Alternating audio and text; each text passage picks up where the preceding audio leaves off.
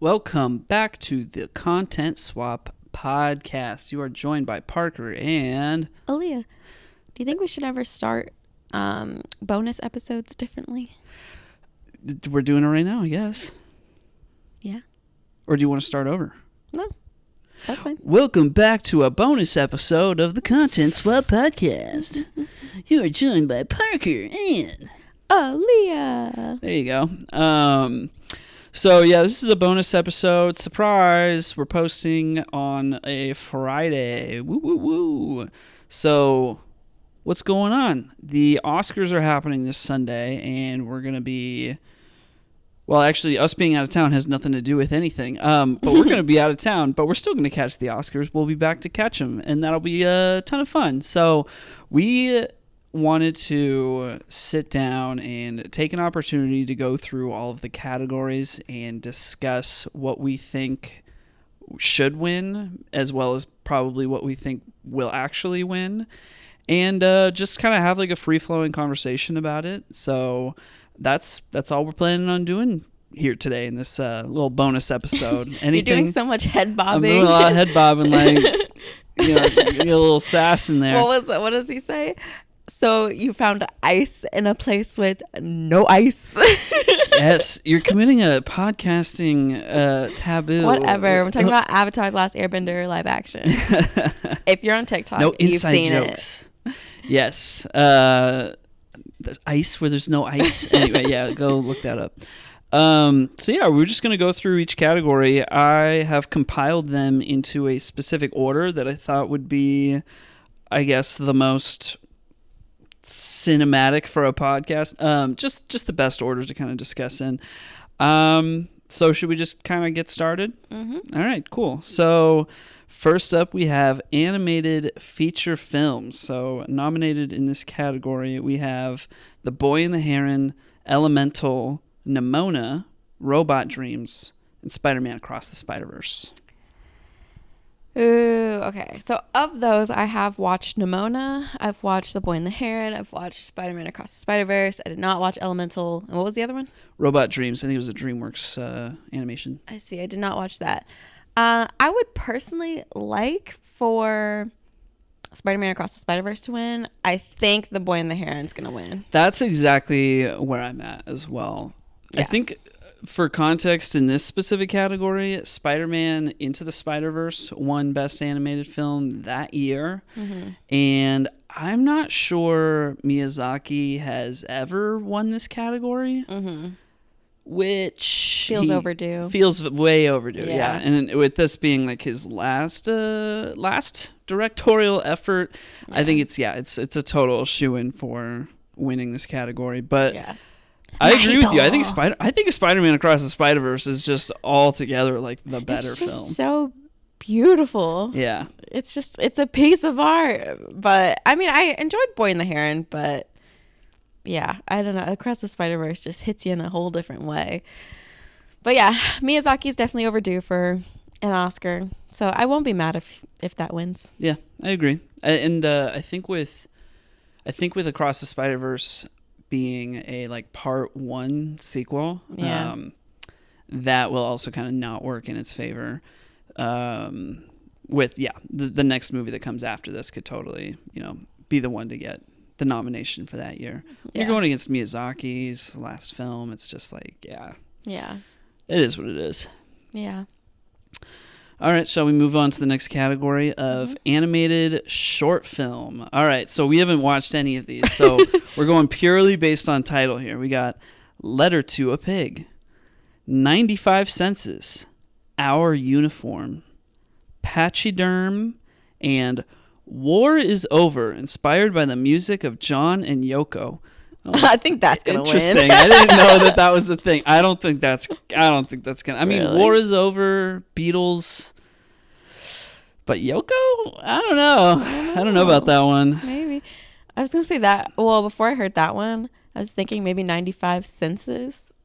I was thinking Our Uniform. Like maybe that one's. I don't know anything. Yeah, we have no clue about any of these. I think with that title, it kind of tells me like maybe it's something about like a kid growing up, or maybe a kid in like a I don't know, maybe it's got like a war-torn kind of element to it. Yeah. And, you know, there's like a meaning, an emotional connection to a uniform. I don't know. That one seems like there's just a lot of layers with that title. That's true. Yeah. That's Letter true. to a Pig, though, could totally take it. Who knows? That's about a war-torn country. Right. Yeah. We never yikes. know. You never know. So I think, yeah, that we don't have a preference, so we're just going to go ahead and guess. Yeah. So what was yours? Was it 95 cents? I'm going to go with 95 cents. All right, I'm going with our uniform. Okay. All right, next we have live action short film. We have The After, Invincible, Night of Fortune, Red, White, and Blue, and The Wonderful Story of Henry Sugar. Wait, what is this category? Live action short film. I will say, notably, The Wonderful Story of Henry Sugar, the people nominated are Wes Anderson and Stephen Rails. I don't know Stephen Rails, but we all know Wes Anderson. So Yeah. but that's the only recognizable name on here. Got you. I don't even remember the titles that you read. The After, Invincible, Night of Fortune, Red, White, and Blue, and The Wonderful Story of Henry Sugar. I'm going to go with Invincible. Okay. Yeah, I think that could have a lot of deep meaning going on there. I'm going to go with The After because, you know, it's just got to be after something big happened, right? You know, that's fair. It's That's talking fair. about what happens after. We never talk about what happens after. We always just talk about what happens during, you know? Yeah. Live action short film about the after. Yeah. Yeah. I'll take it. Mm-hmm. All right, so that's that category. We got a few more of these categories with things we've just never heard or seen of, and then we get into the real juicy stuff. So next up, we have documentary feature film. This one we've got Bobby Wine, The People's President, The Eternal Memory, Four Daughters, To Kill a Tiger, and 20 Days in Mariupol. That To Kill a Tiger I saw on Netflix today. Because I was like, what is this, like something related to Tiger King? It was not. My gosh. It's about assassinating Joe Exotic. Oh my gosh. I'm going to go. Read them off to me one more time. Bobby Wine, The People's President, The Eternal Memory, Four Daughters, To Kill a Tiger, and 20 Days in Mariupol. Ooh. I personally am going to go with 20 Days in Mariupol just because I've heard of it. I was just going to say, I think that one, that sounds like something that would win, you know? Yeah, it's got a name of like... Yeah. Like something went down in Mariupol for Right. 20 days. So I'm going to go with that too. Yeah, okay. And this is a documentary. Yeah. So, Yeah. yeah. I'm interested in that just based on that title, honestly. Mm-hmm. Although it looks like... not that this has anything to do with anything, but it looks like the nominees for that 20 Days of Mariupol film, it looks Russian. And from what I recall, last year, the Alexei Navalny documentary one, which was also about a Russian subject. So Yeah. if the voting members decided, you know, hey, Russia's gotten enough documentary praise, I guess, as a topic, they might go with something else. Mm-hmm. Who knows? Maybe it'll go to Kill a Tiger. I don't know about that. I'd be kind of shocked. Yeah. All right. Documentary short film. Mm-hmm. We've got The ABCs of Book Banning. It's probably that one. The Barber of Little Rock, Island in Between, The Last Repair Shop, and Nai in Waipo.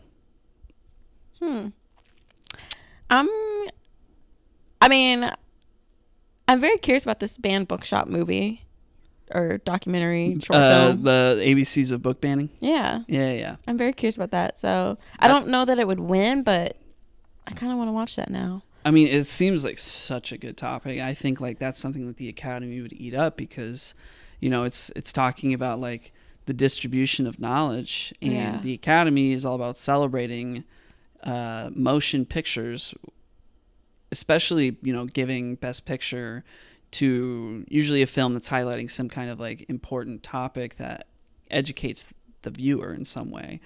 So I could definitely see the Academy going for the book banning short documentary. Yeah. I mean, but like any documentary is educating, you know? So like based on what you just said. But well, be it's, anything. the documentaries are educating, but this is an educating documentary about the suppression of education. Mm-hmm.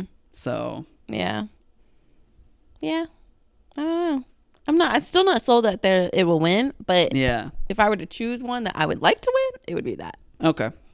Well, that's the one that I'm all in on that one. Okay. I mean, I based on all these titles, I'm interested in that one the most. Mm-hmm. Nine and WIPO has a interesting enough name that I would want to look that one up, see what it's about. Mm-hmm.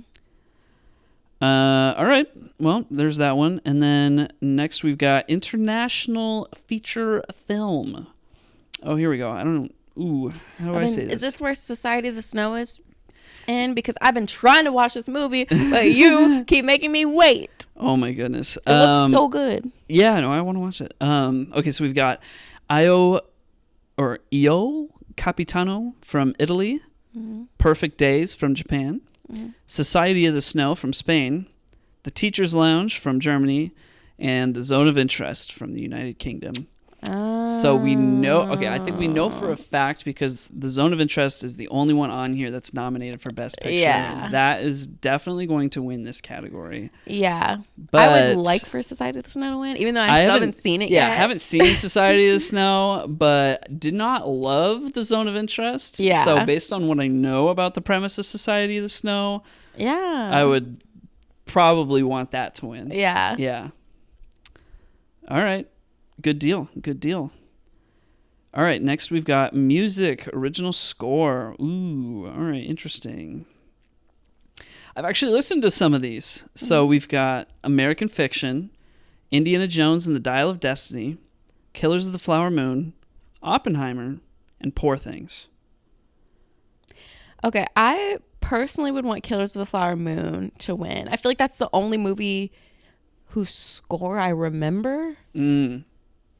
Like, I don't remember the music in American Fiction. Like, I don't. Yeah, I've like listened to the score for American Fiction, and there's a few songs that I kind of like, but nothing that really stands out to me. Yeah, I don't remember any music for Poor Things.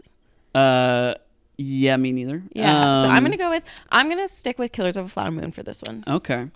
The Indiana Jones nomination is John Williams. I didn't know that John Williams did the score. I mean, it makes sense. He's done every Indiana Jones movie. Yeah. I mean, he's a legend, but yeah, I think that's more of like a respectful nomination because it's like it's a legend. Yeah. I think this one's going to go to Oppenheimer specifically because the composer was Ludwig Göransson, and he's like the man. Yeah. And I've also listened to that soundtrack, and it does do a lot of pretty zany, kind of off-kilter things with instruments. So I think that one's going to win, and it would probably be my pick as well.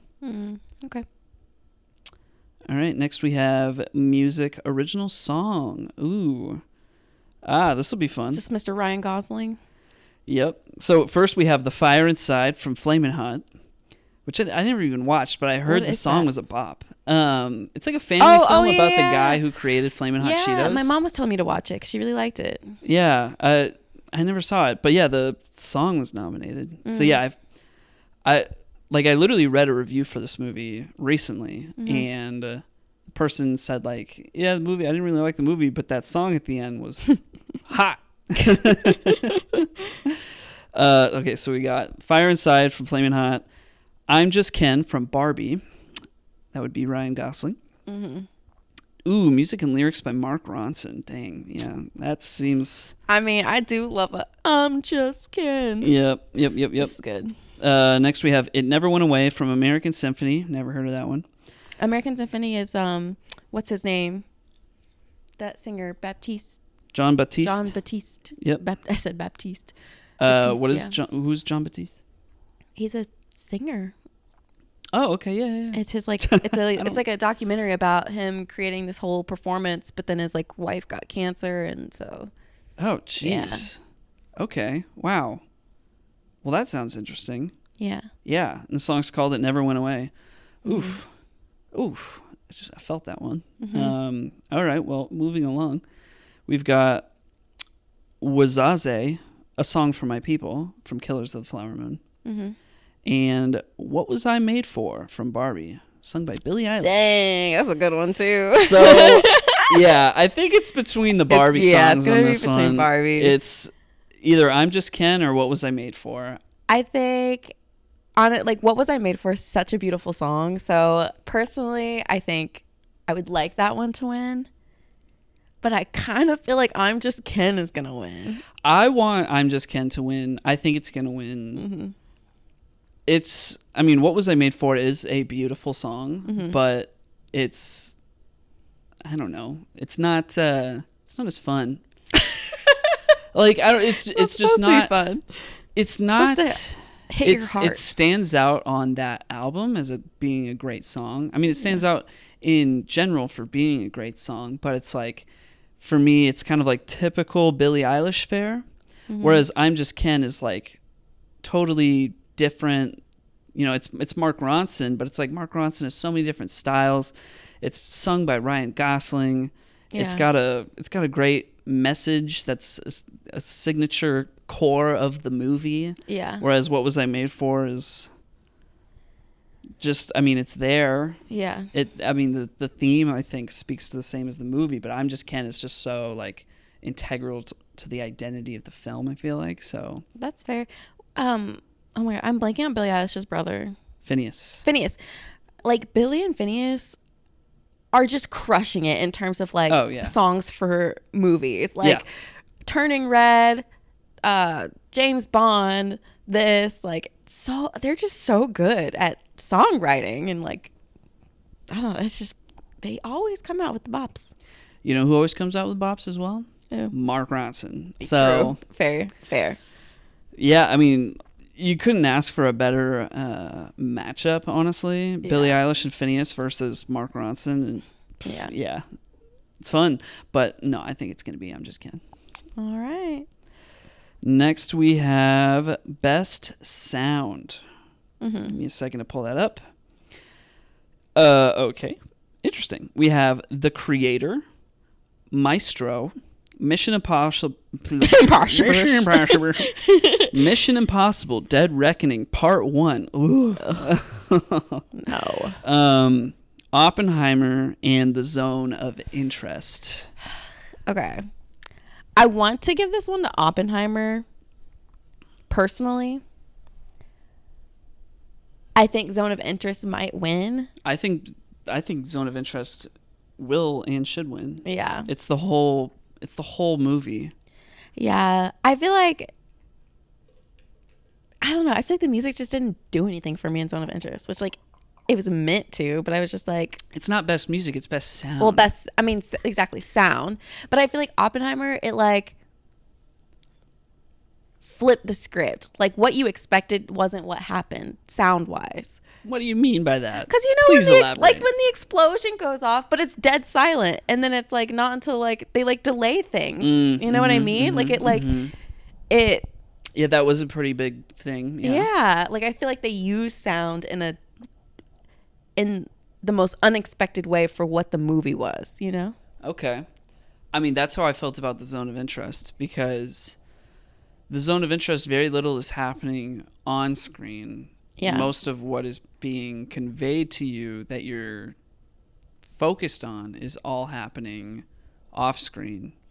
And it's all happening through sound. You're hearing what the movie wants you to take away from it only. And it's not even like dialogue. It's like environmental noises of, like, you just knowing what is happening. It doesn't need to show you the atrocities that are taking place. That's true. I was thinking of, like, the real loud sounds. I didn't like those. Well, yeah. See, I didn't think about the environment. I feel like the Academy will eat up those random loud sounds. That's why I said. That's why I was like, Oppenheimer is my personal choice, but I'm pretty sure Zone of Interest would win. Yeah. The Zone of Interest has these moments of. It feels very experimental in moments. Yeah, which I think is what I didn't like about it. Which was like, it was kind of just like visceral for the sake of being visceral. Yeah. But I forgot about like what you're talking about of like the environment to where you don't have to see them doing terrible things, but like you hear it. You can see people. You can hear people being abused. Yeah. So it's like you can see it in your mind. Yeah. You can hear the sound of like burning. Yeah. It takes place during the Holocaust for context, but Yeah. So that makes a lot of sense. yeah, I think like that whole film's identity is its sound. Yeah, that makes sense. I will say Maestro's music was good. You know, they did a good music movie. I know, yeah. It's like whatever. It feels very unfair. Yeah. Yeah. And then like the creator and Mission Impossible are just like, because best sound it's a combination of best sound editing and sound mixing. Yeah. Where, you know, mixing is like the actual like creation of the sounds themselves, like making certain sounds hearable, I guess. And then sound editing is just like the mix of the sounds in the scene being put together. So action is always good for that, which is I think why the creator and Mission Impossible are nominated here. But I mean, yeah, I think I agree with you. Oppenheimer's like up there, but yeah, it's for me. It's got to go to Zone of Interest. Fair. All right.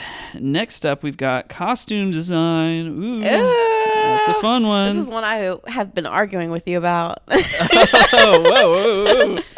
Okay, we've got Barbie, Killers of the Flower Moon, Napoleon, Oppenheimer, and Poor Things.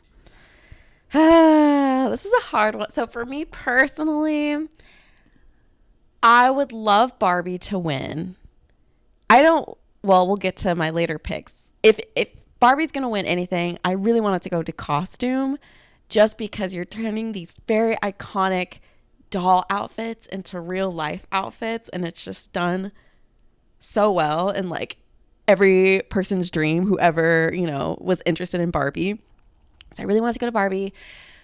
We've had a discussion about Poor Things. I do love the costumes in Poor Things. I don't want it to win, but I think it might. I think it's between what I think will win, not my personal opinion, but what I think will win is going to be between Killers of the Flower Moon and Poor Things. Oh, interesting. Okay. What's your argument for Killers of the Flower Moon? Just because it's like, indigenous attire that's within it, and that I feel like that piece of it, like I've watched so many interviews of what's her name? Lily Gladstone. Lily Gladstone. I've watched so many interviews of Lily Gladstone talking about like what it meant to like wear that attire and how that like fed into how she performed. Oh shoot, I didn't even think of that. Yeah. Yeah. And so like, and I think it would be well deserved, to celebrate that. But I do kind of feel like Poor Things might get it because I feel like. Well, we'll see. When you frame it like that, I would put Killers of the Flower Moon ahead of Poor Things. I think Poor Things does have really, really standout costume design. Like it's creating costumes that are inspired by like real life outfits, but like exaggerating or changing them in some kind of like unique way. Yeah. But I think, comparing that feat versus what you just described with Killers of the Flower Moon, I would say Killers of the Flower Moon is a bit more important. Yeah. But then Barbie, I'm kind of like right now, Barbie is ahead of Poor Things for costume design. Really? Because we had a whole discussion about this. Well, but we also talked about production design. So when we get to production design, I might change my tune. But yeah, we'll get to it. But costume design, yeah, Barbie, like you do have. I was thinking about it earlier today. I was looking at the list and I was like, okay, wait, yeah, Barbie might be better than Poor Things in this. Yeah. So for me, it's between Barbie and Killers of the Flower Moon. I might want Barbie to win, but I think Killers of the Flower Moon will. Yeah. Yeah. Which, like, great. Yeah. I'm not going to be mad at that. As it should. Yeah. As it should. Yeah. All right. Makeup and hairstyling. We have Golda, Maestro, Oppenheimer, Poor Things, and Society of the Snow. Well, the fact that Society of the Snow is nominated for this makes me incredibly curious. Yeah. Because based on what I know about the film, that could be kind of gruesome, right? That's what I'm thinking, because it's about a plane crash, right? Yeah, it's about a plane crash being so stuck I'm in the snow, and you need quite the makeup to make that convincing. I am assuming there's going to be some cannibalism that has to happen in that movie at some point. Yeah. Yeah. So interesting. But my front runner still has to go to Maestro. Because of Bradley Cooper's like prosthetics. Yeah, Bradley Cooper's prosthetics. I mean, he's got a fake nose the whole time, and it looks real. And then when they age him and Carey Mulligan up, it looks every single detail from like the wrinkles around her mouth look dead on accurate. Like they're actually there. Like you see, or the wrinkles on her forehead. You're like, when did Carey Mulligan get so old? Or when did Bradley Cooper literally become Leonard Bernstein?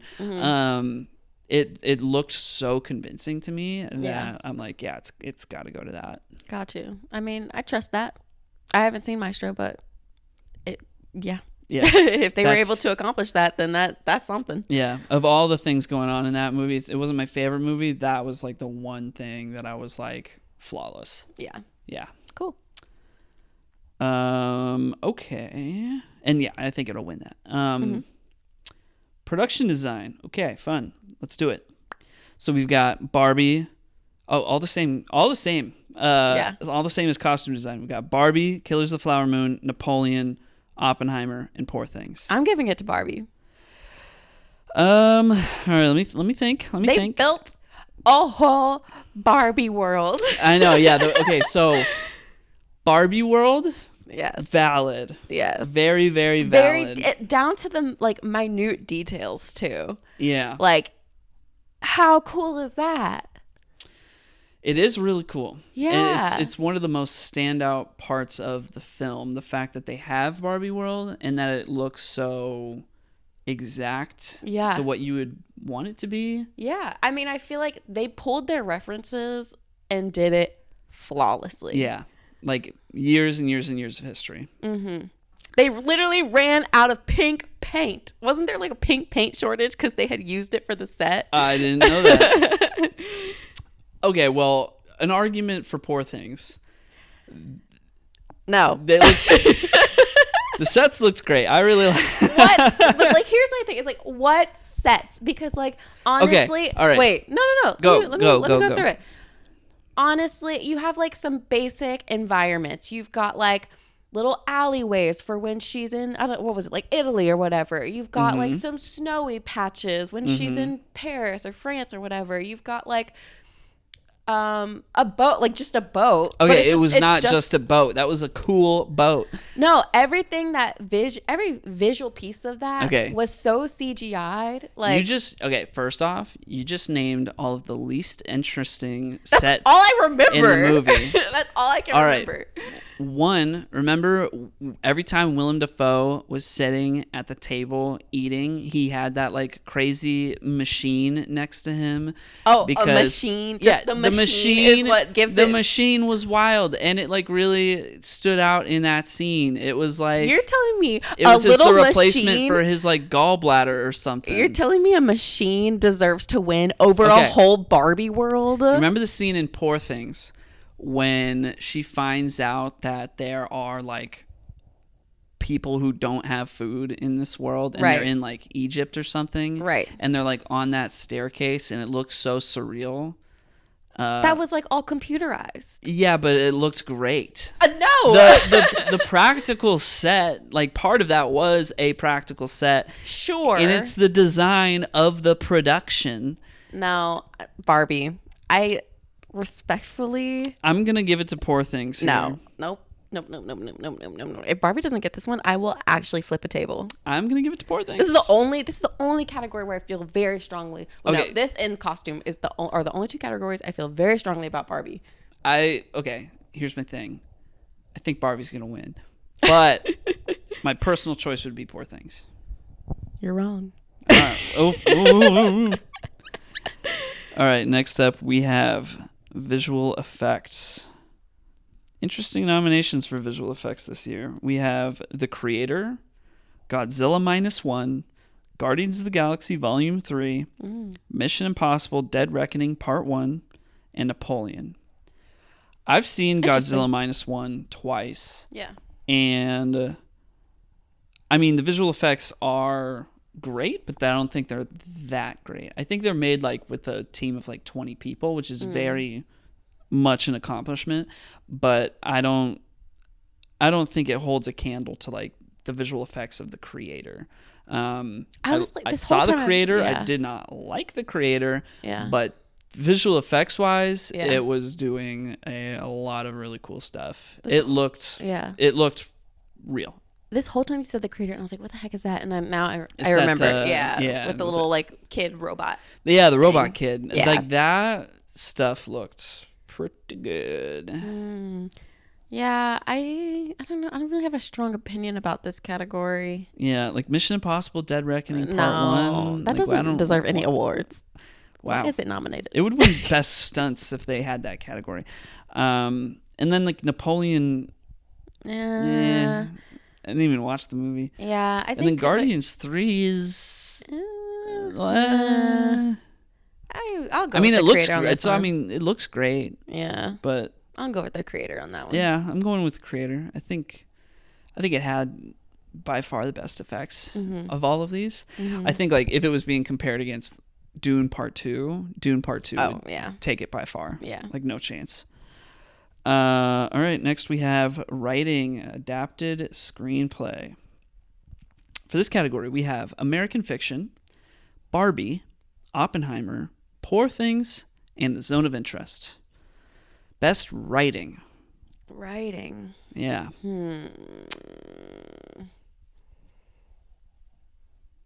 I'm gonna go with. Ooh. And for me, it's like no question. It's American Fiction. Yeah. At first I wasn't sure if I wanted American Fiction or Poor Things to win. I think I want American Fiction, but I feel like Oppenheimer might win. I don't want it to. I don't think it will. You don't think so? No, because I think so many people were left confused in that last hour of the movie. That's true. That's fair. That was kind of like a what are we doing here? Like I Christopher could even Nolan. see Poor Things winning too. I could see Poor Things winning. I wouldn't be upset if Poor Things won because it is making this like really cool commentary about the nature of life and like the experience of living it from like this totally adjacent angle that I just was genius. Yeah. But for me, I think American Fiction is engaging in the most interesting conversation. For sure. Which is why it would win for me. Like the best thing about American Fiction is its writing for me at least. But, no, I agree. But I also, I mean, kind of reflecting on it, like, I don't know, there are maybe some parts of American Fiction that like don't feel as clear of like why they were in there. Like I read a critique of like Sterling K. Brown's character. Yeah. And kind of what was the takeaway there, I guess, with his character. Yeah, that's what I said. I mean, that's when I left the movie, I was like, I feel like I had no. I told you about this because I was like, I feel like I had no closure on his character. Like I was like, huh? So that I think that could be a knock against American Fiction. Yeah. But I still think like, as far as creating a dialogue. About something like that requires nuance. Yeah. American Fiction is doing the best job with what it's there to focus on. Yeah. No, I agree. Yeah. I feel like watching the movies that we watched, the most kind of like conversation we had was for American Fiction and Poor Things. It was like, what did that mean? Let's talk about it. Let's pick it apart. Let's like find all the themes that were kind of woven into it. Meanwhile, after watching Oppenheimer, we were like, what was Barbie was better. So Barbie was better. And that's all we had to say. We were like, what did that even mean? Yeah. The Zone of Interest, I'm kind of surprised to see it nominated for writing of all things. Yeah. I'm like, what was there written? Was it the screenplay? Did the screenplay did it have the best like auditory notes, like, in brackets in between Yeah. lines. It was like, you hear the sound of crackling, I like, don't know. if it was that, I could see why, but No. like dialogue wise, not impressed. Sorry. Yeah. All right, well, I think American Fiction, I think it'll win for that category. I could see it. I feel like American Fiction or Poor Things will take it. I think, But I want American Fiction to take it. yeah.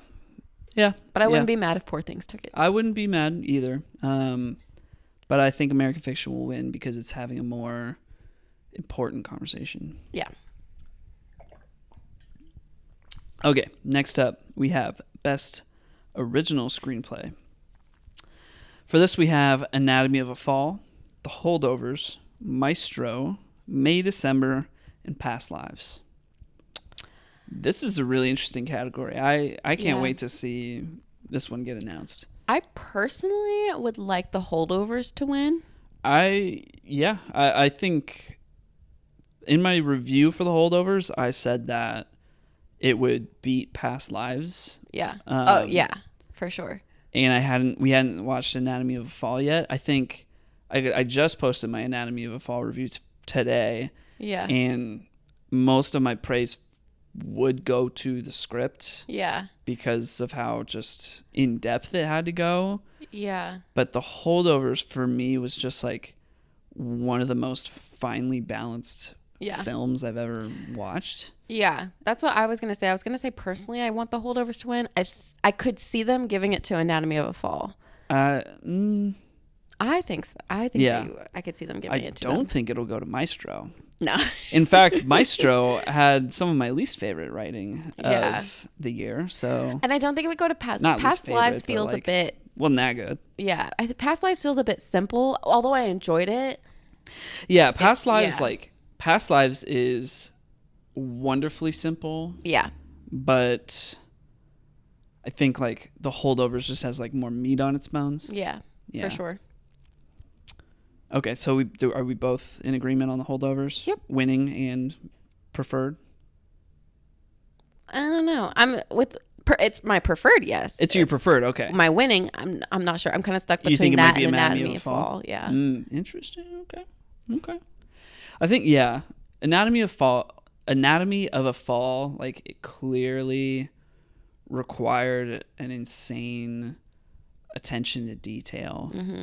Because like the writing had to be so good that like all of the visuals were mapped out. Mm-hmm. And like, the more I think about that movie, the more I'm pretty impressed by it. Mm-hmm. But I also wasn't in love with the ending of Anatomy of a Fall. Mm-hmm. I kind of wanted more out of the ending of that movie. Mm-hmm. I understood why, but I don't know. I kind of wanted a little something more, and The Holdovers I think gave me that. So, I'm gonna say I think The Holdovers is gonna win, and that I want it to win. Okay, we're getting close. Okay, wait. I'm gonna reorder this batch here. We're gonna go with film editing next. We've got Anatomy of a Fall, The Holdovers, Killers of the Flower Moon, Oppenheimer, and Poor Things. Best film editing. Okay, let me think. The two obvious ones for me are The Holdovers and Oppenheimer. Oppenheimer, I think, is going to win for sure. Yeah. I think that The Holdovers... I think like the editing of The Holdovers is a very specific standout element of it. It's kind of like part of the identity of the film is specifically in how it's edited. But Oppenheimer, like Christopher Nolan always likes to do some kind of crazy zany thing in the editing room on his movies if he can. And the whole like black and white when it was not from the perspective of Oppenheimer thing was, their big choice. Yeah. I mean, I think personally that I might go with Poor Things. What? I know. Okay, run me through it. Run me through your intro. Okay, I'm trying to remember the movie. So like in the movie, First, let me clarify. It also started in black and white. Exactly. I was gonna say it started in black and white, and then it became in color. Once I feel like she learned more about the world, and was kind of set free. Every movie did black and white this year. That's what's up true. with that? So okay, clarifying question: what all is under the umbrella of editing? Editing. So yeah, I mean, it could be things like, how they changed the color between scenes. It could be like in the holdovers how they added this like extra layer of nostalgia juice. Yeah. To make it feel old. Yeah. But it could also be just kind of like the aesthetics of it. The aesthetics, but also just like the conveyance of your attention and also tension itself. Yeah. In a scene. Yeah, I mean, I think Oppenheimer might actually take it from me. I think Oppenheimer's gonna win, but I kind of stick by my thing about Poor Things because I don't know, it was just such a wacky movie. Like it very much gave like Tim Burton vibes. Like I don't know, it's just. But see, how much of that is the editing and how much of that is the production design and the costume design? No, because what gave it the vibes wasn't the like pieces of it itself. I feel like it was the way it was edited. Like I feel like yeah, okay. Yeah, to your point, I think when I wrote my review for that one, I specifically praised its like experimental feeling approach. Yeah. And especially when it was like transitioning between the stages of her life, there were those like title cards, like those location title cards that were like really like, I don't even know how to describe them. You know, something out of a fever dream. Yeah, I think that's why I liked the movie so much. Aside from like the message of it, was just like that was just a weird ride. Like it was just fun. It was and it's like a stage by stage kind of film, and like Emma Stone's like acting changes in each of those stages. So the editing does contribute quite a lot to that. Exactly. That's a good. This is another category. I'm very interested to see what happens. Yeah. What about Killers of the Flower Moon and Anatomy of a Fall? Anything to say on editing on those? On Anatomy of a Fall, I do want to praise that there were some like very intentional shots presented at the beginning of the film that were kind of hinting at things that you're going to need to know later. That I thought that was pretty well done. Like, yes, they could have gotten those shots, but to actually edit them into that sequence in the movie is, on the part of the editor. So that would be my praise for that film. Killers of the Flower Moon, I mean, it was just well done. Yeah. It's a good movie. Yeah. I think like, I don't know, for this category, it's like, I feel like a lot of movies took chances.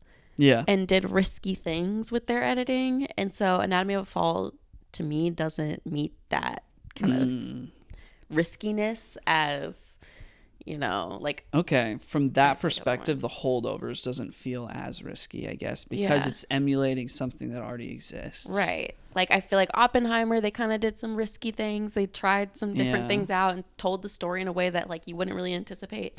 And then Poor Things obviously was like an experiment, like you mentioned, like very experimental and like very weird and wacky and something we haven't quite seen before. Yeah. So like, I think that's why those are like so two that I think it's really between. So if it's for innovation in editing, it should be for innovation. Yeah.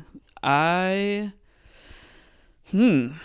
would maybe give it to Poor Things in that case, because although the whole like black and white thing, I'm trying to think of like the value of the editing of Oppenheimer outside of the black and white thing, other than just being like a very well presented Christopher Nolan movie, which it is. I mean, like I think like its editing as a whole is great. but then you add on this extra layer of the whole black and white thing. But I think like as a gimmick, the black and white thing is pretty simple compared to like Memento's editing. Yeah. Like I would say Memento was much more of a leap editing wise. Yeah.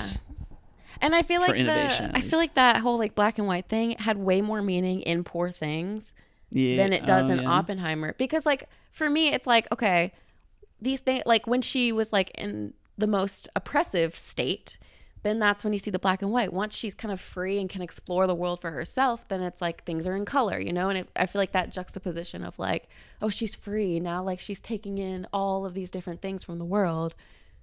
It's more colorful, you know? Yeah, and I think maybe the editing also kind of like bolstered the personality of the film. Yeah. And it's like its energy, I guess. Yeah. I really enjoyed. All right, the more we talk about these categories, I'm like, was Poor Things my favorite movie? Poor Things was a good movie. It really was. I'm like, hold the phone. Poor Things. Yeah, it was good. Yeah, I really enjoyed it. Good. Okay. Well, you've convinced me here. I was at the beginning of this discussion. I was like, it's between Holdovers and Oppenheimer, but now, yeah, you've convinced me. I think Poor Things might be my favorite, and I think it could win. I think I wouldn't be surprised if Oppenheimer does win. Yeah. But like, I think Poor Things could do it. Yeah. My official stance would probably be Oppenheimer's going to win editing. Yeah. Yeah. I agree. All right, next we have cinematography. Ooh, always good. We have El Conde. Never heard of it. What? I saw it's like a vampire movie. That sounds interesting. Mm-hmm. Killers of the Flower Moon. Maestro. Wait, what is this category? Cinematography. Cinematography, okay. It's like the look and feel of the shots. That's why I'm like, angles. I get some of these categories confused because I'm like, what's the difference between cinematography and like editing? Okay, no, editing is like how they like how put the it all shots together. are presented to you. Yeah. And then cinematography is like how they actually look. But then you were like talking about the nostalgic feeling of the Holdovers, which is very much aesthetically based. Yeah, but the Holdovers, the shots of the Holdovers are just the shots. Yeah. But the editing was what made it feel old. Got you. Yeah. The cinematography of the Holdovers is like nothing crazy. Yeah. Okay. Because so we got El Conde, we got Killers of the Flower Moon, Maestro, Oppenheimer, and Poor Things. Like when you look at the cinematography of Oppenheimer, it's like, yeah, clearly a lot more going on there. Cinematographically. I can't say it. That's like the word. Cinematographically. Yeah. Those are hard words. That's a big word for Elmo. Yeah. The much more going on there than like the Holdovers. Yeah. Anyway, cinematography wise, Poor Things is like, for me, that's kind of the whole thing. Yeah. Is the cinematography of that movie. Yeah. I would maybe label that one as my favorite. Yeah. Same. Maestro, I'm a little surprised is nominated. I think that does have some really good long shots. Yeah. And there is one in particular at the beginning of the movie that really kind of like got me excited to watch the movie. Yeah. It like put me in the mood, which is, you know, it's not even my favorite topic, but for it to put me in the mood at the beginning through the cinematography is impressive. Yeah. But that's my only praise on its cinematography. So I'm going to go with Poor Things. Same. I think it'll win too versus Oppenheimer. I think Oppenheimer will win. Okay. Wait, do I? I'm trying to remember Oppenheimer. It feels so long ago. It was actually like 8 months ago. I'm going to stand by. I think Oppenheimer will win, but I prefer Poor Things. I'm going to stand by that. Yeah, I feel the same way. Yeah. Well, no, actually I might. Sorry, take it back. I think Poor Things could win this. Okay. Yeah. Oh, I don't know. I don't know. It could it could very easily just go to Oppenheimer. Yeah. Well, we'll see. All right, next we have Best Director. Okay, Anatomy of a Fall. Oh, nice, female director. Killers of the Flower Moon, Martin Scorsese. So okay, sorry. Let me say the I was like, directors. you didn't say her name. Anatomy of a Fall, Justine Triet. Killers of the Flower Moon, Martin Scorsese. Oppenheimer, Christopher Nolan. Poor Things, Yorgos Lanthimos. And The Zone of Interest, Jonathan Glazer. I think Christopher Nolan is like the clear winner here. I think like he will win. He deserves to win. He's never been nominated in this category, I don't think, and he makes some of like the best movies that his movies innovate in this industry and keep the industry alive, and it's the first movie that he has done that was like truly worthy of being nominated in all of the major categories. So for me, it's almost like a lifetime achievement award for him. Yeah. So it's just like, yeah, it's got to be that. Yeah, I think he's gonna win. I think for me, it's a tie between Marty and him, Martin Scorsese and him. I do think that Poor Things, Yeah. based on what I've heard about what it was like working on that set, like it sounds like the direction was phenomenal. Yeah. But I also think Christopher Nolan is juggling so much more with Oppenheimer, and it's a 3-hour movie. Yeah. Yeah, I think yeah. I think I would personally directing. I think that's my preference would be Yeah. Oppenheimer, and I think he's gonna win. Yeah. What would be Yeah. your preference argument towards Martin Scorsese? Martin Scorsese. I think to approach a movie with this content requires a lot of self-awareness of like how you're coming into it, because you're trying to share a story about Indigenous people and you're a white man.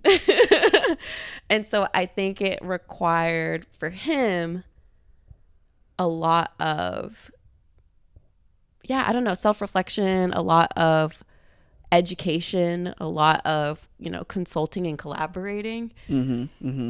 And I mean, because I'm not coming from the perspective of an Indigenous person, I don't know that he successfully did it in the best way, but it seems like he tried. It seems like he did a pretty good job. Right. Yeah. So I think that's worthy of. Also a 3-hour movie. I think that's worthy of recognition. Yeah. And I don't know. That's a good argument. I mean, I think like my preference between those two movies, I liked Killers of the Flower Moon more. But I think Oppenheimer just kind of has to win. That's fair. It just has to. Yeah. Like for me right now, it feels like Killers of the Flower Moon by Martin Scorsese versus Christopher Nolan's entire filmography. That's fair. So Yeah. it's Christopher Nolan. Fair. All right. Now we've got the acting categories. Woo. Okay. Woo, what we're Which all one here should for. we start with? Mm-hmm. I'm gonna go with actor in a supporting role. We have Sterling K. Brown in American Fiction, Robert De Niro in Killers of the Flower Moon, Robert Downey Jr. in Oppenheimer, Ryan Gosling in Barbie, and Mark Ruffalo in Poor Things. Oh, what a tricky one. It's a I'm going to good give it category. Okay, my preferred person is Ryan Gosling because I feel like he made Barbie, which I hate to say, like the man made Barbie. Yeah, right. But honestly, he was the best part of that movie. He was the best part of that movie. He was the best part of that movie, and like his character just like, it was just so fun. And it just stuck with you. I think I think Robert Downey Jr. is going to win. I really hope not. Like, he was the worst part of that movie. I think his story to me left me with the most question marks in my head while I was watching the movie of like, why are we spending any amount of time on this? Yeah, which is why I don't want him to win. If anything, I would want Robert De Niro to win because like he's like, I mean, he was good. Yeah, but he wasn't in it that much. Yes, he was. I don't know. He just kind of became like a paranoid old fart was, like, by the end of that movie. the most evil person. He was quite evil, yes. Yeah, like he was so. I don't know. I mean, let's not discount Mark Ruffalo here. I think. Oh, I love Mark Ruffalo. Like, I don't think he's gonna win. He was not Mark Ruffalo in this movie. He was a different person. Wild. Yeah. I loved his performance. I was like, I love much. Yeah, I love Mark Ruffalo, but Yeah. in this movie, I'm like, I hate this guy. Yeah. Like, he's gross. He was I don't terrible. like anything about him. He was a big baby. He was a big baby. Yeah. But No. he was phenomenal. But do I think they're gonna give him an Oscar for it? No. I don't know, maybe. Maybe. I mean, if he wins it, I'd be like, I'm not mad at it. But I don't think they would give him an Oscar for it. I don't know. He might be my winner, preferably. Really? Yeah. But I think RDJ is going to win, just based on all the buzz. It's just like it's what everybody's been. I think he already won like the Golden Globe for it. Wow, you really he was angry at this guy because the whole time I was like, I'm over it. But we're not evaluating the entertainment that his storyline brought to the movie. We're talking about. But what did his acting do? He was Robert Downey Jr. Great acting. Yeah. And the man played Iron Man. He carried a multi-billion-dollar franchise on his back for like 12 years. Let the man get his flowers. This might be a controversial opinion. I do not think Robert Downey Jr. is the greatest actor. I don't.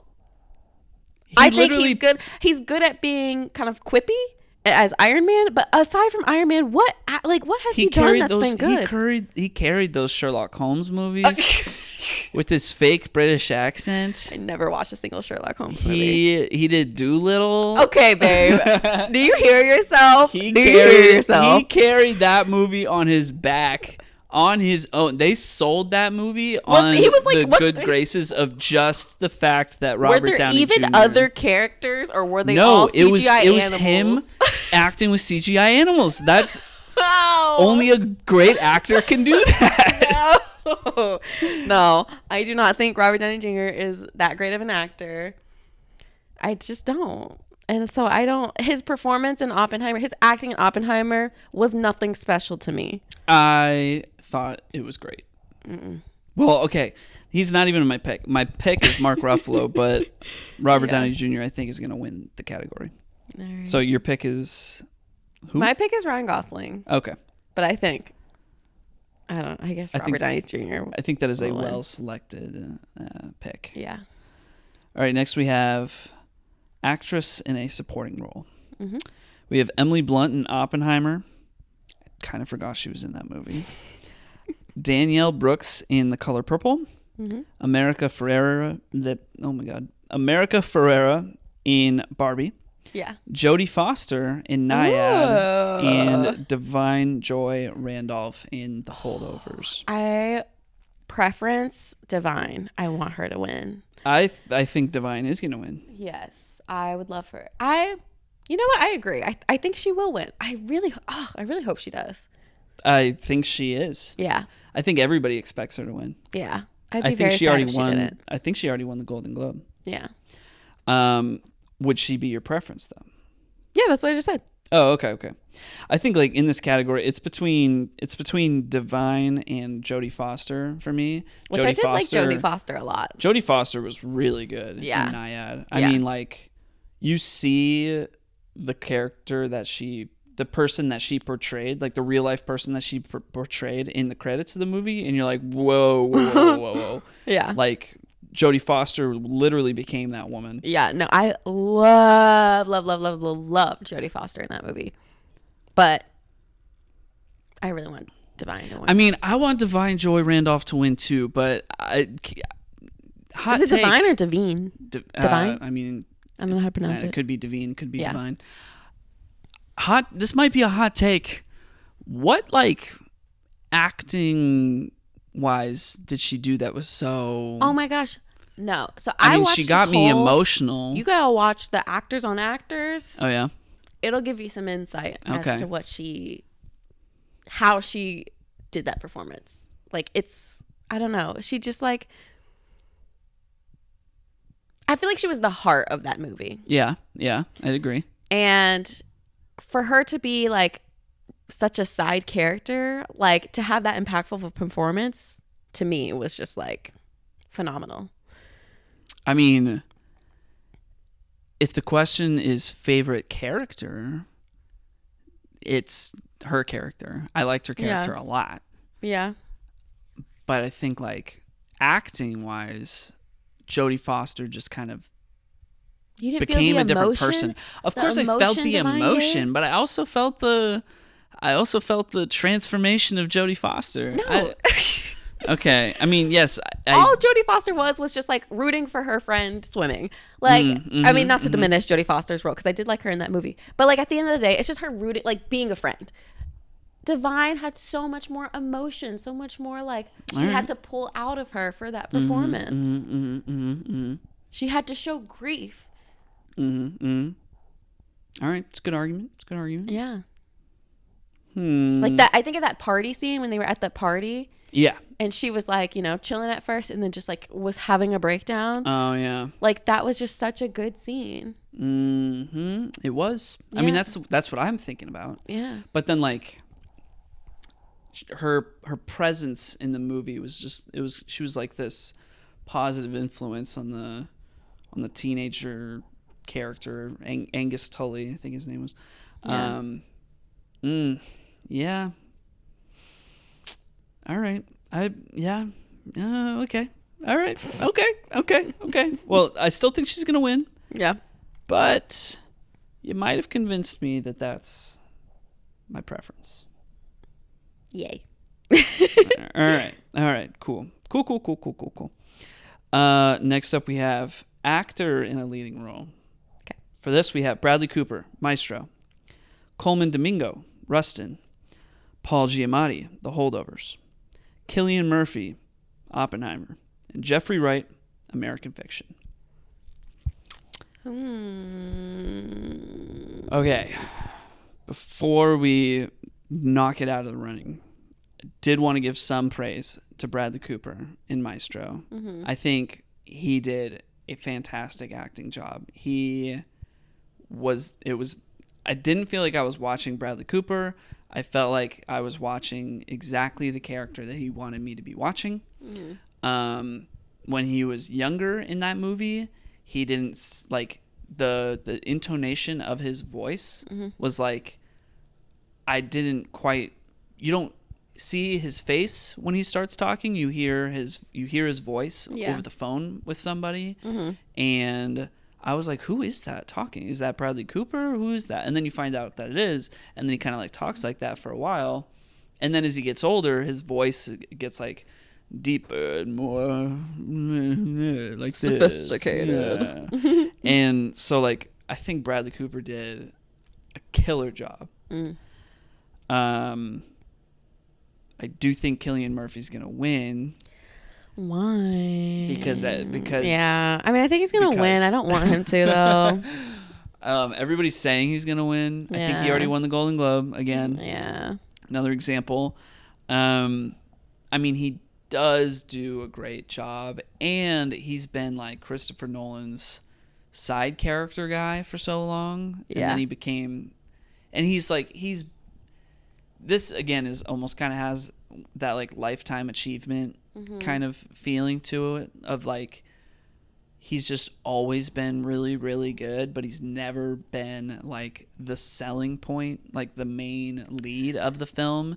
And then he just does so much with the material in this movie. But you know what? He's very flat to me. Okay. To me. You know, like I feel like it's hard to read his emotion. It's his eyes. Yeah. For me. No, like, but that's what's so good is his eyes. Like, what the emotion that he's conveying in, like, the subtle motions of his eyes and, like, his face. I think it's got a lot more going on. I'm just trying to think back, and I'm like, what did I feel watching him? You feel bad. You feel. I mean, I feel things because I know the situation. He's upset about everything that's going on, you know? Like that scene where he goes and he's talking to the president and he's like all emotional about what happened. I don't remember that. Like, don't let that baby back in here. I don't remember or at the that. end of the movie when he's like, Einstein, I think we did start a chain reaction that'll blow up the world or whatever. I was like, yeah, I don't know. I think he did a great job. Yeah. Okay, all right. Well, what about the other nominees? Paul Giamatti, Coleman Domingo, Jeffrey Wright.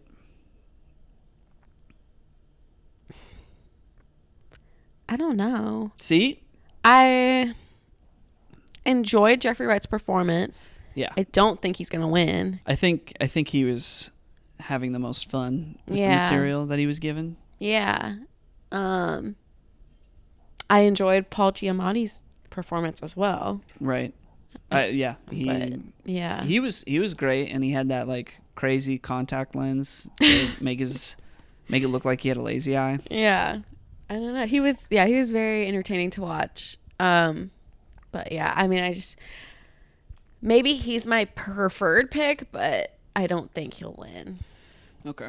I think my preferred pick, I just don't think the competition is strong enough this year. Yeah. I think Cillian Murphy, it's like, Yeah. it's a clear win, and I think he's my preference as well. Got you. All right, second to last, we have actress in a leading role. We have Annette Bening in Nyad, Lily Gladstone in Killers of the Flower Moon, Sandra Hüller in Anatomy of a Fall, Carey Mulligan in Maestro, and Emma Stone in Poor Things. Talk about a stacked category. I know. Whoa. The Okay. women showed out this They really year. did. That's why I'm like, the men, I didn't like any of them. Yeah, the men were all right this year. They were okay. The women, Yeah, the leading women this it's year. hard. That's so hard. okay. Woo. Oh my gosh. All right, let me speak to Carey Mulligan in Maestro first, since you haven't seen it. Yeah. She, again, like Bradley Cooper, basically all the same praises. Just like became a completely different person. Had a very specific sound in her voice. Yeah. I think, is she British? I don't know. Usually. Well, Is she British usually? I don't know. Usually. Monday through Friday, is she British? Right. She had this like old timey Hollywood in her voice that just like sold Yeah. so well. Yeah. And then her character gets like sick at one point. She does a great job with that. She was great. Yeah. She was really great.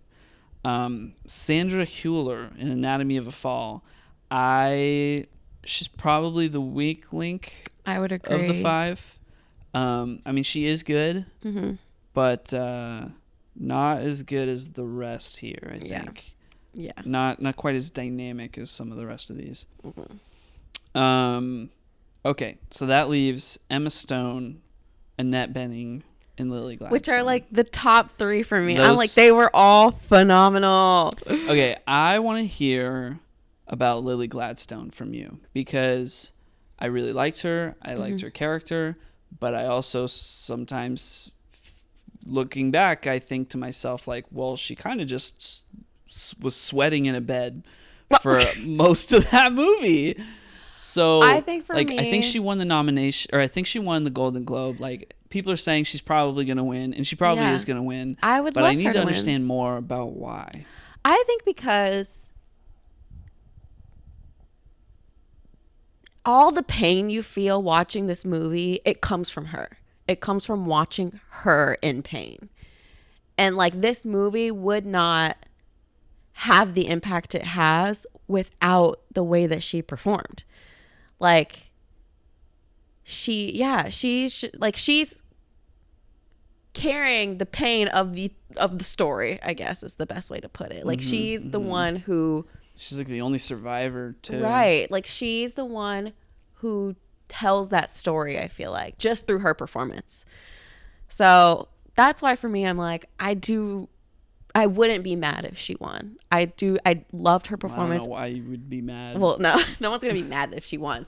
But I mean, like, for me, it's like that was the hardest part watching that movie, was like to see her do that, like to see. Okay. Yeah. Okay.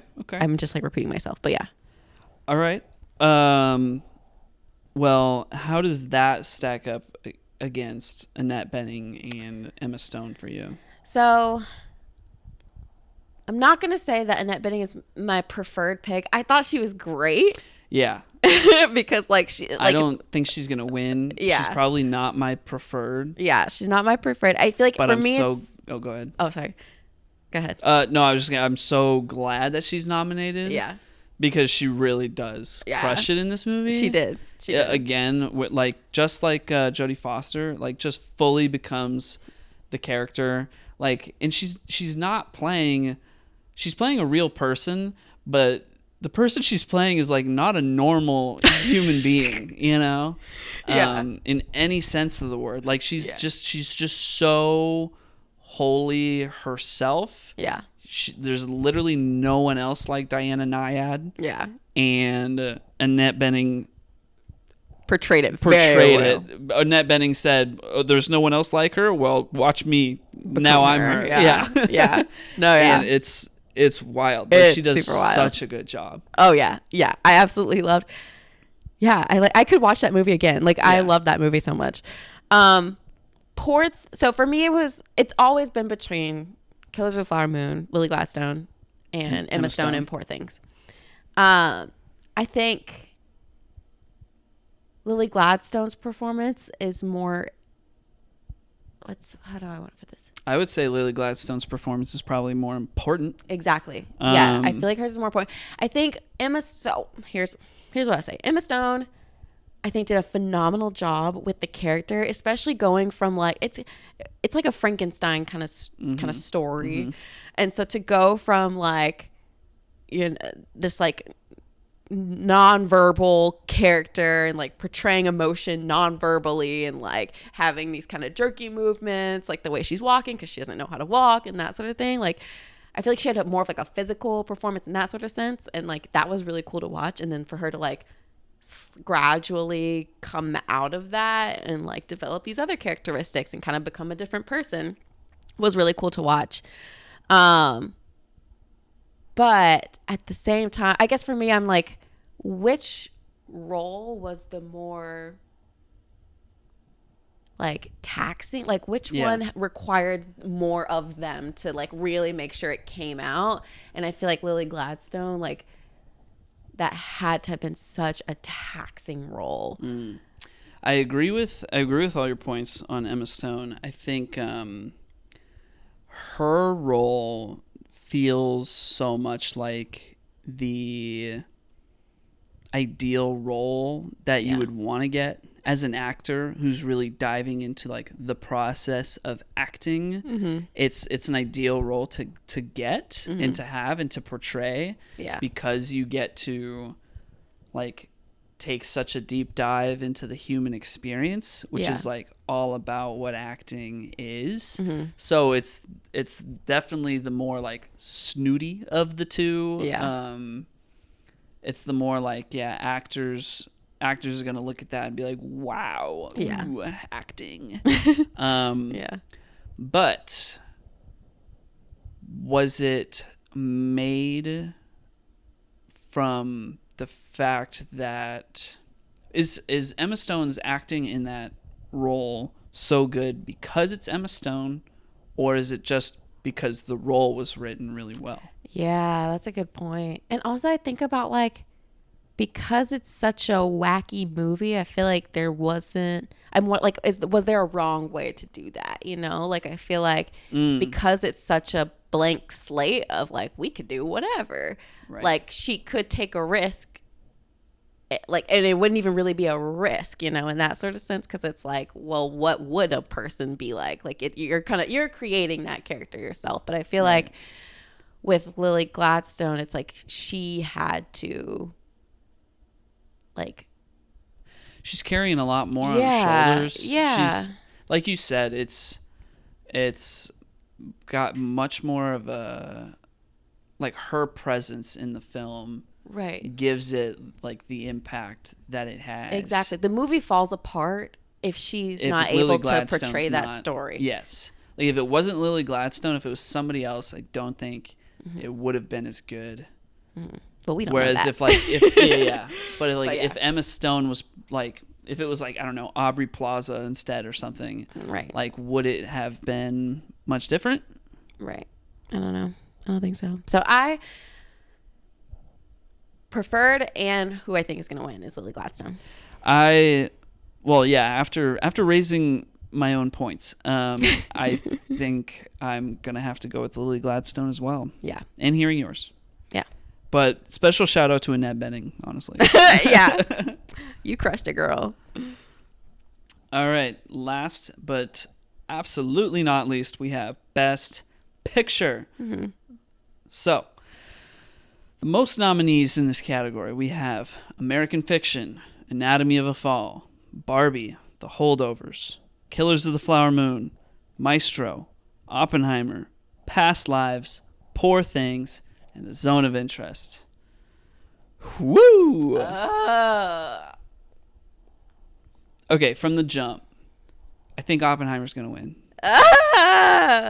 No, I don't want it to. Honestly, Oppenheimer is such a distant memory for me. After seeing all of these movies, I'm like, no. I think Oppenheimer's going to win because, hear me out, like I said, so, like, Christopher Nolan is one of the best at what he does, and then he made an Oscar-worthy movie, and it's like, okay, the core essence of the Best Picture nominees are that they all talk about a very specific subject that the viewer is better educated and better off from having viewed the film to take in that specific topic that the film is covering. Oppenheimer is Christopher Nolan doing that, and it's like an Oscar bait film on steroids because of that. The rest of these, like, I look at Past Lives and it's like, okay, it's covering this very nuanced topic of, like, relationship dynamics, and, like, we all kind of go through this, and, like, wrong place, wrong time with the right person. Like, great topic, but very small film. Oppenheimer, it's like great topic of, like, the atomic bomb, which, like, changed the course of history forever, and, like, also a commentary on our government's treatment of people who have, like, fought for our country, and it's a Christopher Nolan movie, like, with all of the resources that comes with. It's the most pardon my word usage here, it's the most bombastic of the bunch. That would be my argument for why I think it's going to win, aside from the fact that I just know it's going to win. Yeah. But it's not my favorite. It's not my preferred pick. Yeah, I just, like...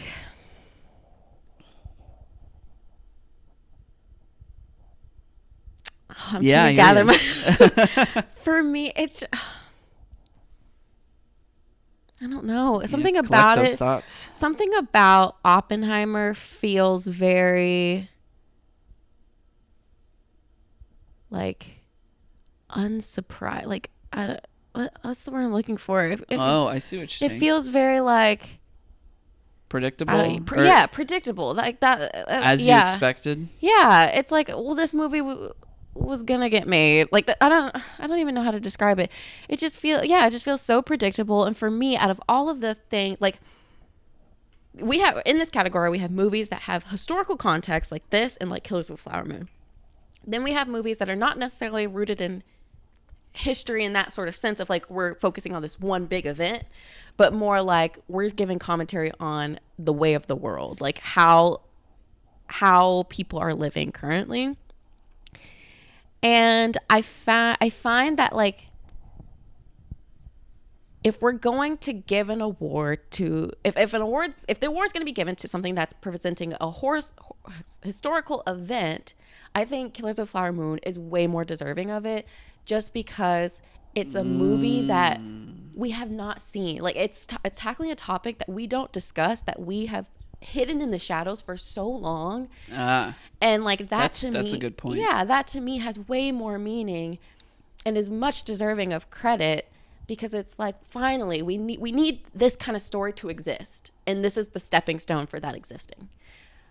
Oppenheimer, I feel like that kind of historical event is like something we would have covered previously, or we would have covered now. Like, I don't know. It just doesn't feel like something that, not that it's not important, because obviously it's an important event, but it's just not in this moment that we're having. Yeah. Where we're really trying to, as a society, uplift voices that haven't been heard. Yeah. It feels important. I totally hear that, because when I compare the amount of information that I feel like I gained, like important, useful, like just good to know information, I got more from Killers of the Flower Moon than I did from Oppenheimer. There was a lot from Oppenheimer that I already knew, but I didn't know.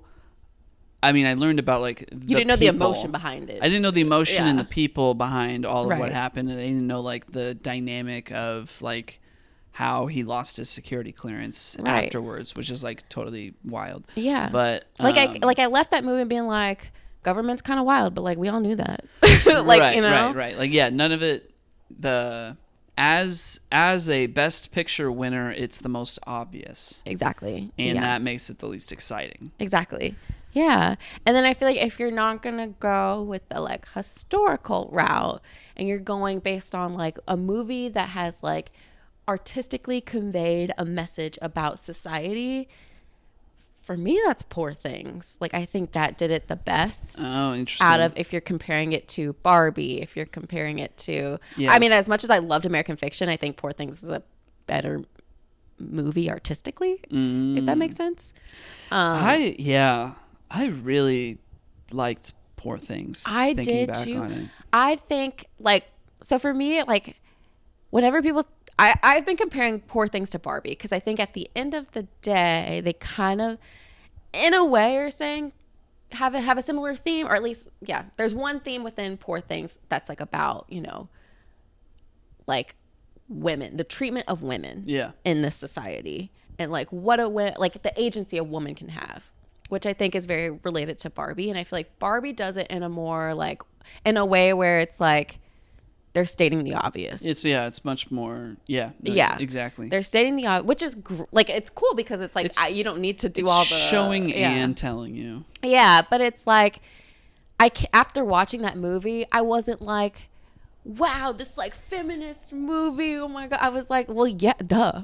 Right. Like everything that, like, I think a lot of people, which, not to hate on America Ferrera, I loved her in this movie and I love her, but like that whole speech, it did not impact me the way that I feel like they wanted it to impact you, because it's like, girl, we've been saying, like, this is not new, like this is not something new. I mean, no hate to her, because she's great, but I also don't understand why she was nominated for Best Supporting Actress. I understand why she's nominated, but I have a really hard time. I think a lot of women in my life were like, oh yeah, that speech. And I'm like, I've heard the speech plenty of times from plenty of different people. So like for me, it was nothing new. But the way that Poor Things kind of tackles a similar kind of, issue about what it means to be a woman, I think they did it in a much more interesting, nuanced way. Much more layered. Nuanced. Layered. Yeah. That's a great way of putting it. Yeah. And I really, really enjoyed that. I'm like, you're not telling me, you're like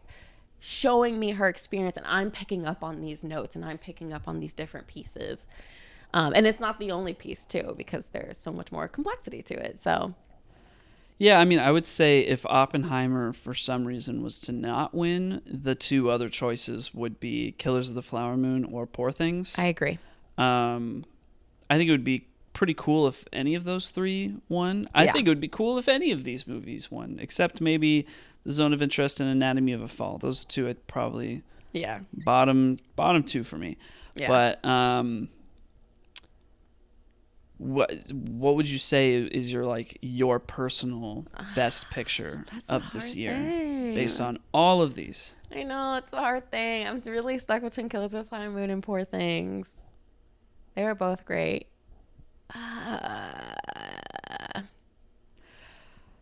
I still think Oppenheimer's going to win. Yeah, Do you think Oppenheimer's going to win? I do. Okay. Unfortunately. I think after having gone through this, I'm finding that I'm really rooting for Poor Things in a lot of areas. Yeah, you really liked this movie, So apparently. I didn't think- know that. I know. I think my preferred. I didn't know that either until I started thinking about it. That's why we're having the chat. I know. I think my preferred is Poor Things. I feel like Killers of the Flower Moon is just so important. Like I just want everybody to see that movie. I think it's so meaningful. That's why I'm having such a hard time saying Poor Things. Did you finish Killers of the Flower Moon? I did not. Well, I don't think you can. I think It's a hard one. I think that invalidates your whole argument. No. You sat and finished Poor Things. You didn't even 'Cause we saw finish it at the Killers of the Flower theater. Moon. How can you make an argument for Killers of the Flower Moon being your favorite movie of the year when you didn't even finish it? Hold on. I never claimed it was my favorite movie of the whole year. I never said that. Okay, I said that I think it's deserving of an award. okay, but is it your personal best picture? Because I'm interpreting I'm interpreting this like what is my favorite of all 10 of these films? What is my favorite? What is my preference? But you know me as a person. I love meaningful things. You didn't that finish highlight the movie. people's experiences, and I'm here for I know that's highlighting this indigenous experience. that's really why- that is a big part of your I know. I feel like it's like by identity. saying Poor Things, I'm going against my values as a person. Yeah. Yeah. And so that's why it's so hard, even though I haven't finished it because it's Sorry, I such a gotta hard call you out. watch. You didn't I finish the know, movie. But that's a testament to how good the movie was. It made me so upset I didn't finish it. Was it that you were upset or that you were bored? I wasn't bored. Mm, I wasn't bored. It was just a lot. It was a lot. And I was like, I need a break. This movie's long. And I'm upset. Very upset. Very distressed. So I turned it off and I didn't finish it. Okay. Preference, Poor Thing. there it is. We all knew And it. Killers of the Flower Moon. We all knew it. Well, honestly, I think my preference would go to American Fiction. I think that was my favorite movie of the year. I did love that movie. I mean, I thought it was great. For me, it was having the most important discussion. Like I said that Yeah. earlier, but like for me, I think it just really tackled something that a lot of people are afraid to talk about, and it just Yeah. kind of like approached it from this kind of like fed up, like, hey, we're just finally going to tell you what's up, Yeah. kind of way. Yeah. That I thought was great. It was like how Barbie made me feel as a man. American Fiction made me feel as a white person, if that makes sense. Yeah. No, that makes sense. And I thought that for me had a lot of value, and But there's even nuance of it because, like, it's not just depicting, how white people view black people and kind of exploit black trauma. It's also like, well, as black people, what kind of content do we want out Right. there? Like, is it so bad to have these stories? Because for some people, that is their life experience. Like, it had a very nuanced conversation, which I think was really cool. yeah, and like it's making making this really interesting point, but it's also not arriving at an answer. Right. Because it's giving you two conflicting viewpoints Yeah. that both are incredibly valid, and I think also kind of speaks to why the issue exists in the first place. Yeah. Yeah. And that investigation of the issue Yeah. is just, for me, the most interesting because there's no answer to arrive at. That's true. Everybody is going to have their own answer and be right in their own way. I mean, there's a wrong answer, but Yeah, there's of the definitely a two opposing viewpoints presented in the film, Yeah. they're both correct from their own perspectives. Mm-hmm.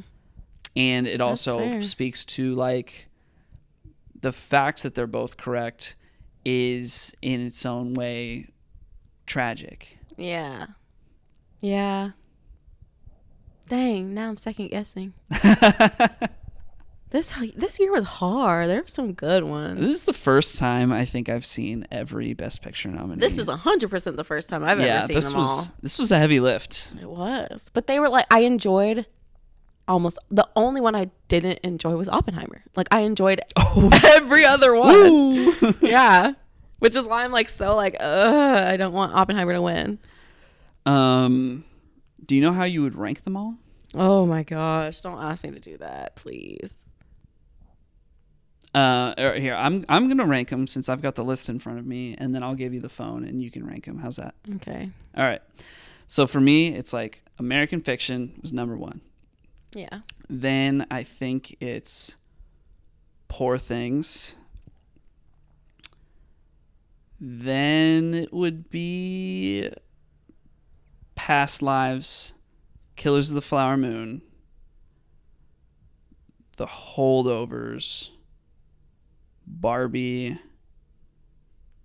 Maestro, Anatomy of a Fall, and then The Zone of Interest. This ranking is purely based on like how much how much I preferred it. I think I forgot to include Oppenheimer.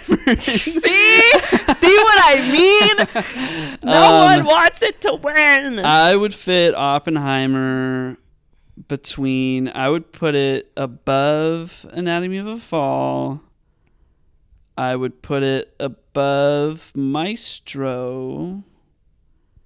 Yeah, I would put it just above Maestro. So whatever the next thing I said above Maestro was, I think maybe Barbie. Yeah, I liked. Yeah, that feels right. Mm-hmm. Yeah, Barbie then Oppenheimer. Yep. All right. Oh gosh, This is kind of tough. this is super hard. American Fiction number 1. I know, and I kind of forgot about American Fiction, but now you have me all twisted. All right, my number That's one. the power of a good argument. I know. My number 1, I think I'm gonna keep it as Poor Things. So I'm gonna go with number 1, Poor Things. Number 2,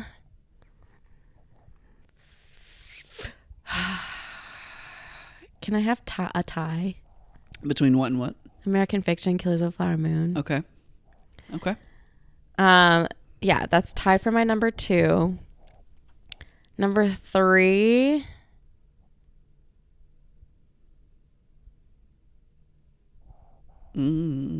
Whoo! Hard. Number 3. The audience is listening and waiting. I know. You got to decide. I know. Okay, my number 3, I'm going to give to Barbie. Okay. Number 4, The Holdovers. Number 5, Past Lives. Mm-hmm. Number 6, Anatomy of a Fall. Oh, interesting. Number 7, I'm only going to put Oppenheimer here because I haven't seen Maestro. Gotcha. So number 7's Oppenheimer. Number 8, I'm going to assume would be Maestro. Okay. And number 9, Zone of Interest. Zone of Interest was my least favorite. Yeah, the Zone of Interest was my least favorite as well. I see the merits of that film, but it just wasn't doing it for me. Yeah. Man, if you would have put Nyad in here, I'd really be struggling. I don't think Nyad's a Best Picture nominee. No, it's not. But I'm just saying, like, if you were to ask me to rank these movies and include Nyad, struggle. I enjoyed Nyad so much. Yeah. Well, what a year. Well, we'll have to tally up and see how we do and report back. I'm going to have to like re-listen to this because I'm not going to remember what I Yeah, picked. no, because I want to make a post on the content review guide of all of like what my preferences versus what I think is going to win. You want to make a spreadsheet for us? Yeah, I can do that. I think I'll post this. Yeah. And then I'll listen to it immediately and make a spreadsheet. And I'll do it in the morning. Ooh, are we going to do a prize? Whoever gets the most predictions correct? Sounds good. What should our prize be? Free movie tickets for the year. Well, you have a movie pass. You got to pay my movie pass subscription. For a year? Yeah. That's too much. Yeah. No. Ooh, okay. Winner buys popcorn. No. Winner gets to gets to have the other person watch a movie, like go to the movies to see a movie that they don't want to see. Like they have to. Because, there's a lot of movies you want to see and I'm like, no, I'm not going. And there's movies that I want to see and you're like, I don't want to watch that. Okay. So you get a free... you have to go see this movie. You have to go see this movie coupon. Yeah. On the other. Yeah. All right. That's a good deal. All right. If you have me go see Godzilla -1, I swear. Godzilla -1 is not playing in any theaters anymore. It might come back. And it already came back once. It's not coming back again. It's a good movie. You don't even know what you're talking about. It's the only emotionally valid Godzilla film ever made. You tried so hard to get me to see it. I'm just saying, no. When you see those Godzilla versus Kong trailers, it's not that. That is a joke. Godzilla -1 is the real thing. I'm just not a big monster It's person. not about Godzilla. It's about the people. That's a great movie. That would be my number 1 pick for the whole year. That was my favorite movie that I saw for the first time last year. That movie whipped butt. That's a great movie. Godzilla -1. Go check it out. I'm almost ashamed I gave it a 4.5 out of 5 because it was so good. Silly. Although I think Spider-Man was probably my favorite movie of the year last year, but Godzilla -1 just came out of nowhere. So good. So good. Well, I wish the Oscars happened sooner and I won so that I could have drug you to see Migration with me.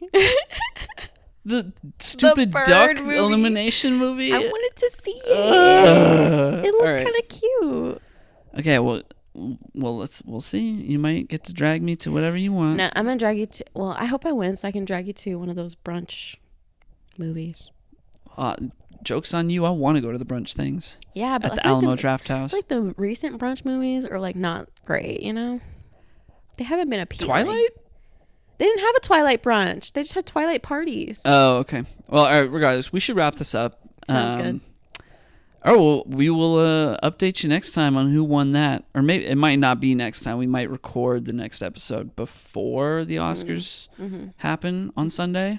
Yeah. But we'll keep you updated. Maybe we'll post about it.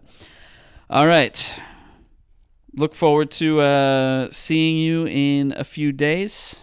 Thanks for listening to our Oscars predictions and preferences for this year. I can't wait to listen back to this and write this all down because I need to put it in my own post. So, Yeah. All right. We'll catch you next time.